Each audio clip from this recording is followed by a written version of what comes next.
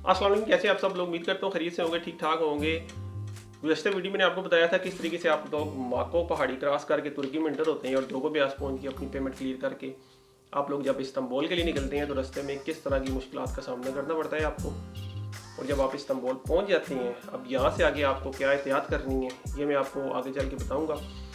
ये वीडियो बहुत से लोगों ने लाइक की है, उस सब के लिए शुक्रिया। कुछ लोगों ने मुझे फेसबुक पे अप्रोच किया, उन्होंने कुछ सवालात पूछे, उनका जवाब मैं पहले देता चलूँ। उसके बाद मैं आपको बताता हूँ कि आपको इस्तांबुल पहुँच के टर्मिनल पे किस तरह की एहतियात करनी है।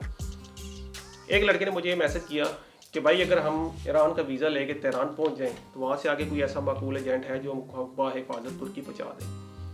अब ये मैसेज देखने के बाद मुझे हंसी भी आई थी कि देखो भाई, कोई भी ऐसा एजेंट नहीं है जो माकूल हो। एजेंट सिर्फ एजेंट होता है, उसको अपनी कमीशन से गर्ज होते हैं, अपने पैसे से गर्ज होते हैं, उसे आपकी जान से या आपसे किसी भी किस्म का कोई वास्ता नहीं होता। आप अगर ईरान का वीज़ा लेके ईरान आके आगे डंकी लगाना चाहते हो तो आप थोड़ी सी मेहनत करो, अपनी फ़ाइल तैयार करवा के आप लोग तुर्की का वीज़ा लो और तुर्की का वीज़ा लेके आप तुर्की आ जाओ। एक तो इन दिनों ईरान वीज़ा नहीं दे रहा, आपको बिज़नेस वीज़ा मिलेगा, वो थोड़ा सा महंगा है। नंबर 2, हालात बहुत ज़्यादा ख़राब है तुर्की और ईरान के बॉर्डर पे।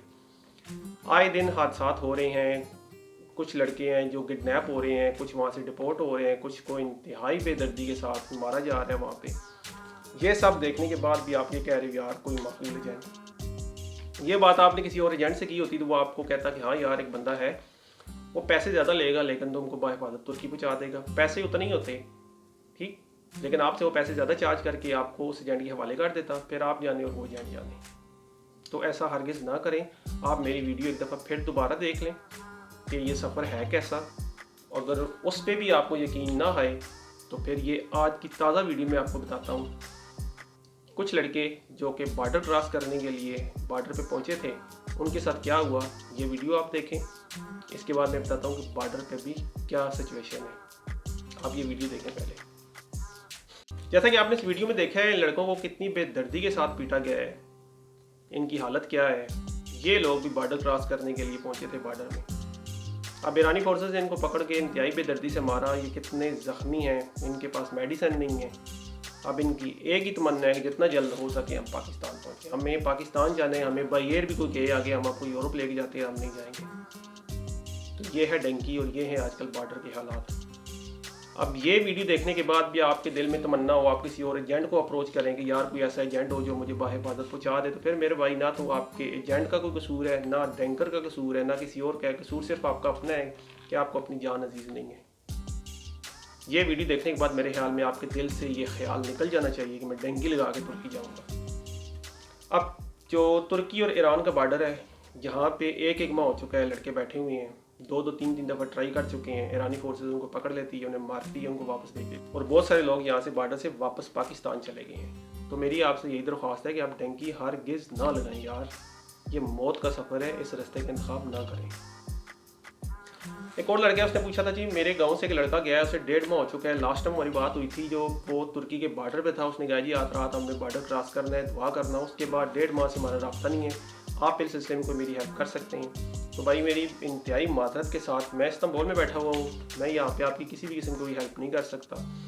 कोई भी बंदा आपकी हेल्प नहीं कर सकता। हेल्प आपकी सिर्फ वही कर सकता है जिस एजेंट के साथ आपके भाई ने डील की थी। आप उस एजेंट को पकड़ें, उससे पूछें कि हमारा बंदा कहाँ पे है। अगर वो आपको सीधी बात नहीं बताता या आपको झूठे लारे लगाता है, आप सीधे पुलिस में जाएं या FIA के पास जाएं, आप एक कंप्लेन रजिस्टर करवाएं। उसके बाद वो बंदा खुद आपको सारी डिटेल बता देगा।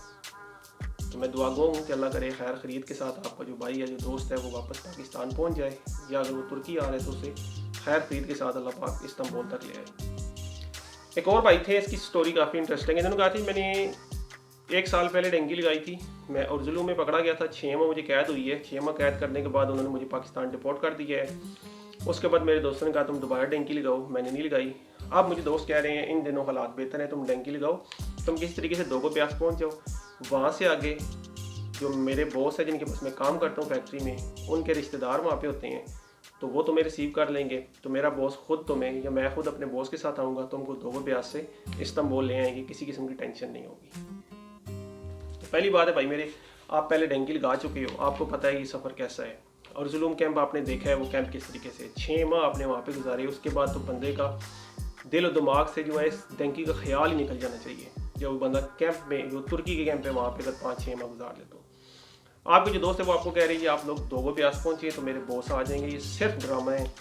तुर्की में लड़के काम करते हैं जिन फैक्ट्रियों में मालिक उनसे सिर्फ काम लेना चाहते हैं, उनको खुश कर देते हैं मैं ये करूँगा वो करूँगा, हकीकत में वो कुछ भी नहीं करते। ये इनलीगल काम है।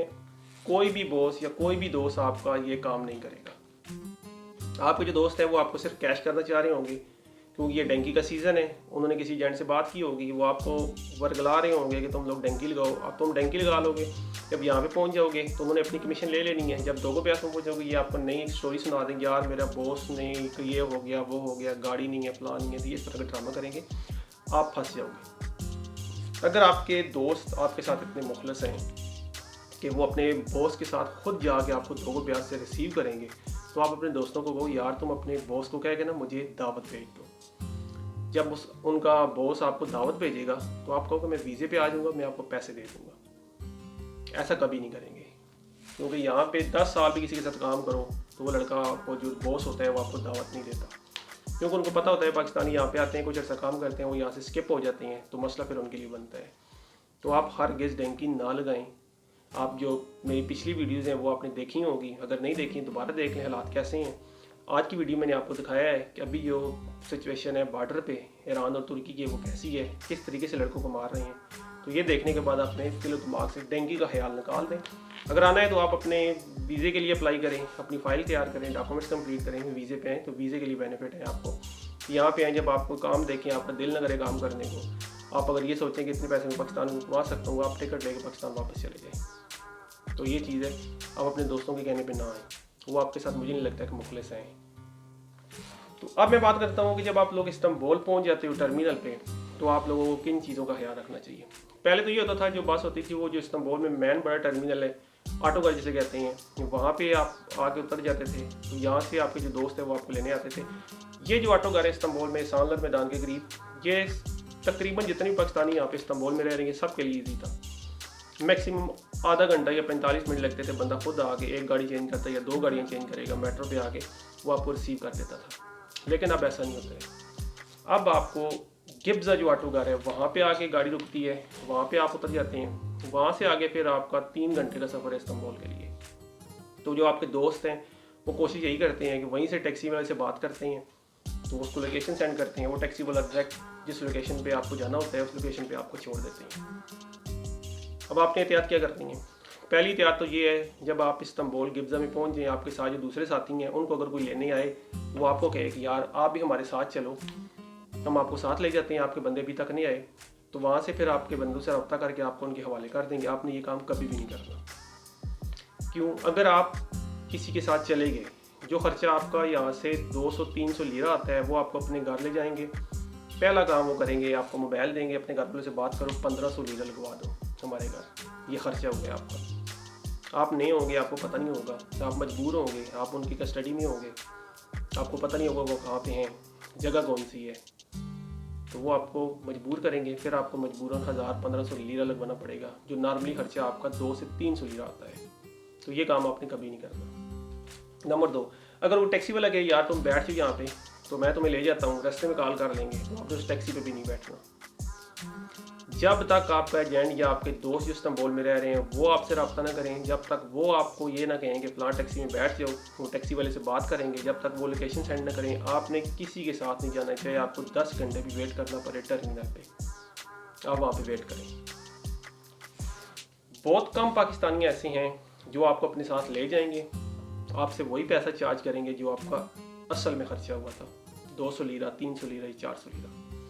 मैक्सिमम तादाद ऐसी है कि जब आप उनके साथ जाओगे वो आप अपने घर बिठा लेंगे, आपसे ज़बरदस्ती 1000-1500 लीरा पाकिस्तान लगवाएंगे, उसके बाद आपके दोस्तों से यहाँ पे रब्ता करेंगे, उनको कहेंगे आप फ़लाँ जगह पे आ जाएँ, फ़लाँ मैदान में आ जाएँ, उनको भी अपने घर नहीं बुलाएंगे, आपको किसी मैदान में, किसी बस स्टॉप में वहाँ पे आपको छोड़ आएंगे, तो आपके दोस्त वहाँ से आपको रिसीव करेंगे। तो ये आपने ध्यान रखना है, आपने किसी के साथ जाना नहीं है, क्योंकि जिन लोगों के साथ आप डेंकी लगा के आए रास्ते में वो हो सकता है काफ़ी अच्छे हों, लेकिन वो भी किसी के पास जा रहे हैं, उनको नहीं पता वो कौन है, तो आपने किसी के साथ आगे नहीं जाना, इस बात का ख्याल रखना है। अब आगे, अब आप इस्तांबुल पहुंच चुके हैं, आपके दोस्त जब आपको रिसीव करने आएंगे तो आप लोग काफ़ी खुश होंगे कि यार फाइनली हमने इतना मुश्किल सफ़र तय करके इस्तांबुल पहुंचे हैं। घर जाएंगे, घर जाके हम रेस्ट करेंगे, खाना शाना खाएंगे है, सफाई नहीं कर रहे, तो कोई चीज़ अगर टूट गई तो उसकी मरम्मत नहीं करेंगे, फिर अगर साल में कोई एक दफ़ा जो मालिक है वो चक्कर लगाएगा, वो जब देखेगा वो कहता है आप मकान खाली करो, उसके बाद वो किसी पाकिस्तानी को रेंट पे अपना मकान नहीं देता। इस तरह के हालात यहाँ पे हैं। अब दूसरा ये है कि जब जैसे ही आप सेफ में हाजिर होते हो तो वो आपको कहते हैं हाँ जी अपने घर पैसे लगवाओ खर्चा। अब आपका सेफ में 1 दिन है, 2 दिन है, 3 दिन है, वो आपसे कहीं खर्चा लगवाओ, तो आपने पाकिस्तान से फिर 20,000 30,000 खर्चा लगवाना है जो आपने उनको देना है महीने का। उसके बाद आपको वहाँ पे रहने की इजाज़त होगी। अब जब आप उस गंदे माहौल में जाते हो, पहला दिन दूसरा दिन आप काफ़ी बुरा फील करते हो, यार ये किस माहौल में मैं आ चुका हूँ। लेकिन फिर आहिस्ता आहिस्ता आप भी उस माहौल का हिस्सा हो जाते हो, फिर आपके लिए वो सब नॉर्मली होता है। तो ये इस तरह की रैशें होती हैं इस्तांबुल में। कोई इतनी वीआईपी नहीं है कि आप कहेंगे हमको कोई ख़ास साफ़ सुथरा रूम होगा, हम उस रूम में अकेले रहेंगे, या जो फ्लैट होगा हमारे दोस्त फ्लैट में रह रहे होंगे, ऐसा नहीं है। मैक्सिमम जो पाकिस्तानी यहाँ पे हैं वो किसी दुकान में रह रहे हैं, किसी बेसमेंट में रह रहे हैं, खुली है, बाद दफ़ा उसमें पानी आ रहा है, मतलब अजीब गंदा सा माहौल बना होता है। अब वो भी मजबूर है। अब कुछ इसमें मजबूरियाँ भी हैं और कुछ इसमें जिसको कहते हैं ना सुस्ती भी है। अब पाकिस्तानी वो कुछ ऐसे हैं जो कि सफाई नहीं करते, एक चीज़ पड़ी है वो वहीं पे पड़ी रहेगी, महीने में एक दफ़ा सफाई करेंगे वो मुश्किल है। कुछ लोग तो महीने बाद भी सफाई नहीं करते, जो गद्दा जो चीज़ वहाँ पे पड़ी होती है वहीं पे पड़ी रहती है, कंबल गंदे, आपका मैट्रेस है वो गंदा है, बेडशीट वाला तो यहाँ पे रिवाज ही नहीं है कि आपकी बेडशीट हो या मैट्रेस हो, आप उसकी कोई वॉशिंग मशीन हो, आप उसको कपड़े धोएं, अपनी जो बेडशीट है उसको धो लें, अपनी कंबल धो लें, ये रिवाज बहुत कम है यहाँ पे। तो ये चीज़ें देख के जब भी आप किसी पाकिस्तानी के घर से गुजरोगे, वो किसी मकान में रह रहे हैं या किसी बेसमेंट में रह रहे हैं या दुकान में रह रहे हैं, आपको एक अजीब सी स्मेल सी आएगी। वो इसलिए आएगी, वो जहाँ पे रह रहे होते हैं, अगर वो किसी बेसमेंट में है या किसी दुकान में है, जब खाना बनाएंगे तो सारी जो हबस होती है वो अंदर ही रहती है, जब वो दरवाज़ा खुलेगा तो सारी हबस बाहर आएगी, तो अजीब गंदी सी स्मेल आती है। तो ये चीज़ देख के जो तुर्के हैं वो थोड़ी सी नफरत करते हैं, वो फिर कहते हैं यार सारे पाकिस्तानी ऐसे हैं। तो फिर जो लोग साफ़ सुथरे रहते हैं वो उनको भी मकान रेंट पे नहीं देते। अब कुछ लड़के हैं जिन्होंने यहाँ पे फ्लैट रखे हुए हैं जो कि साफ़ सुथरे हैं, किसी किस्म की टेंशन नहीं है। कुछ लोगों ने इवन दुकानें रखी हुई हैं लेकिन वो साफ़ सुथरी हैं, सफाई का ख्याल रखा हुआ है उन्होंने। तो वो जो उनके मालिक होते हैं वो भी खुश होते हैं, जो गली मोहल्ले में रहने वाले होते हैं वो भी खुश होते हैं।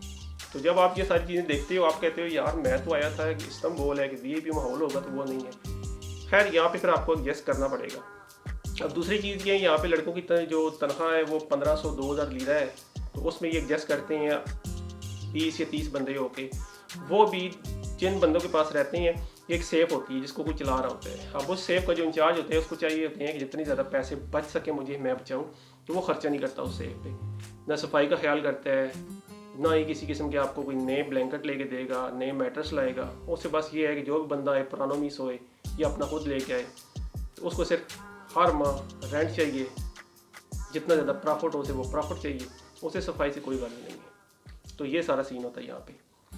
अब जब आप यहाँ पहुँच जाते हैं, 1-2 दिन रेस्ट करते हैं, रेस्ट करने के बाद अब आगे आपने काम करना है। अब यहाँ पे काम किस तरह का है, आप जब काम करने के लिए जाओगे पहले दिन कैसा होगा। अब काम पे जब आपको लड़के लगवाएंगे तो आपसे कितने पैसे चार्ज करेंगे, वो पैसे चार्ज करते हैं या नहीं करते, आपकी पे कितनी लगती है, काम किस तरह का होता है। इस्तांबुल में अब आप पहुँच चुके हैं, तो अब आगे यहाँ पे इस्तांबुल में आपकी लाइफ कैसी होगी ये मैं आपको पूरी डिटेल में नेक्स्ट वीडियो में बताऊँगा, तो वो वीडियो देखना ना भूलिएगा। जिन लोगों ने पिछली वीडियोज़ नहीं देखी हैं, डिस्क्रिप्शन में सारे लिंक दिए हुए हैं, वो वीडियो देख सकते हैं। एक बार फिर मेरी उन सब लोगों से दरख्वास्त है कि खुदा रहा डेंकी लगा के कभी भी तुर्की ना आए, बल्कि किसी मुल्क में भी आप डेंकी लगा के ना जाए। थोड़ी सी मेहनत करें, अपने डॉक्यूमेंट्स तैयार करवाएं, अपनी फ़ाइल तैयार करवा के जमा करें, आपको वीज़ा मिल जाएगा, वीज़े भी यहाँ पे आ जाएँ। आज की वीडियो यहीं तक है। खुश रहें, खुशियाँ बांटें, अपने आसपास के लोगों को बहुत ज़्यादा ख्याल रखिएगा, दुआ में याद रखिएगा। मिलते हैं अगली वीडियो में, तब तक के लिए अल्लाह हाफ़िज़।